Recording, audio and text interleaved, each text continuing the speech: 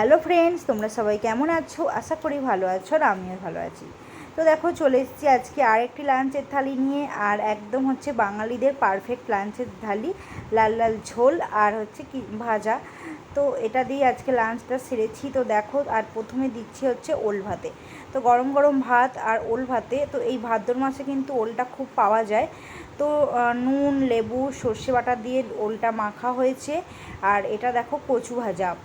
তো কচু ভাজা করেছি আজকে, ওল ভাতে কচু ভাজা। আর এখানে দেখো যে কালকের একটুখানি শাক ছিল, ঠিক আছে, তো সেই শাকটাই একটু গরম করে নিয়েছিলাম। তো শাক ভাজা, কলমি শাক ভাজা তো দিয়ে দিলাম। তো আর যেটা হচ্ছে মেন আকর্ষণ, চিকেন। তো আজকে চিকেনের লাল লাল একটু ঝোল করেছিলাম।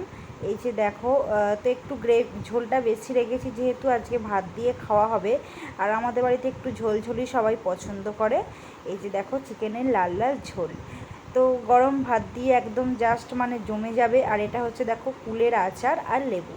তো এটাই ছিল আজকের লাঞ্চের থালি। তো টাটা বন্ধুরা।